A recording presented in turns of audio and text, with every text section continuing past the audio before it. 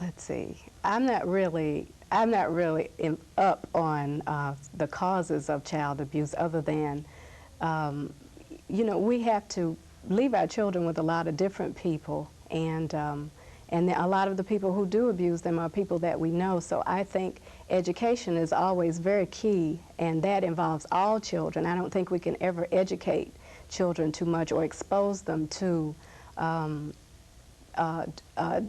causes of different things. But what we attempt to do in Jack and Jill is, through our means, is to support those service projects that we know will help to educate all children as well as adults with reference to it. The Nashville Center for Black Family Life is one of the service projects that we support, and their conference this past weekend, I think, hit on many of the causes of child abuse and all other areas that affect our children in the Black community, especially in this country. So we involve the children as a grade group activity in that, and we also financially support that activity as a service project every year. You said you involve the children as a grade group activity. Now, what is that exactly? Well, we ask them to participate in you know, the seminars and programs that they have, so that they can be educated with reference to child abuse or whatever, teenage pregnancy, and many of the seminars and things that were promoted in that activity this past weekend. In Jack and Jill, since it is a mother's activity, every month the mothers are hosts and hostesses. The children and the mothers, rather, are hosts and hostesses to an activity. It has to be social, educational, recreational, and cultural in nature. And by that means, that's how we expose them to so many things that we need to in our community. They must participate in these activities, and all of the grade groups involved have an activity every month. We have about 5 different grade groups. We have a preschool grade group, the 1st through 3rd graders. Now, what are they involved in, the preschool folks? Well, the preschoolers have many different activities. They attend, they have a service project, and they had an Easter egg hunt here recently. But at the Easter egg hunt, all of the children bring toiletries, and then we take them to a nursing home. We normally are involved with the Kelly Miller Smith Towers, which is not necessarily a nursing home, but that's an annual project for us, so that they can have contact with the elderly and give their little toiletries and gifts to them. They sing for them, and they do other little things. Then we talk to them a lot about Black history and the need for them to give something back. And we kind of believe that if we rear the children in the kind of environment where they are contributing and they know what they're doing and they're giving to children who are less fortunate than themselves, that we will indeed have adults who give something back to the community and who become socially conscious adults in our community. Very good. Ms. Holloway, now, the information that she gave us, let's sort of follow that up by looking at it from a therapeutic point of view. She mentioned the young people who are preschoolers.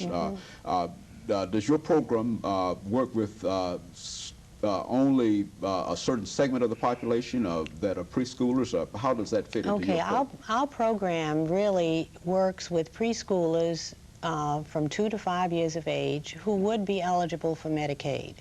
So we really are not, and we are sponsored, you know, we get a lot of referrals from the Department of Human Services, and we get a lot of referrals sometimes from schools and from other parents whose children have been in the program.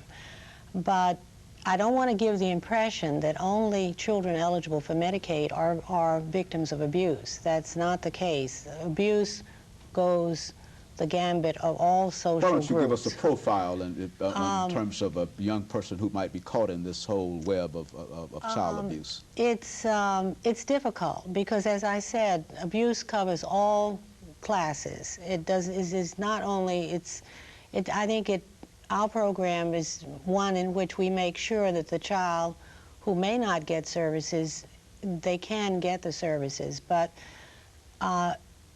abuse can be caused from a parent who does not really understand child development or the needs of a child, and they put unrealistic expectations on a child, and when the child doesn't meet those expectations, which are unrealistic in the first place, then they become irate and they may abuse them. A lot of children are being left with teenagers, particularly the sexual abuse, many times is perpetrated by teenagers. There are a lot of children who, for many reasons, a well-meaning neighbor or a relative, you know. We have even had instances of ministers involved in sexual abuse. Physical abuse can really be rampant sometimes, again, mainly due to unrealistic expectations and the stress.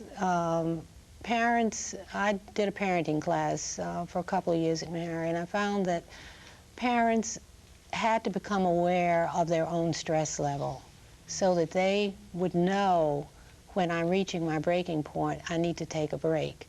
And if you're really upset with your youngster, leave the room and tell them, I'm too upset to talk with you now, I've got to leave. And that way you can come back and resolve the situation without anger. And now, is it a truism that most child abusers were abused as children themselves? I mean, how true is that? That, if we're talking about, I think if we're talking about sexual abuse, I think that's very true. That definitely is a pattern. And particularly if they were sexually abused as a child and they did not receive any treatment for it, they will grow up and abuse someone.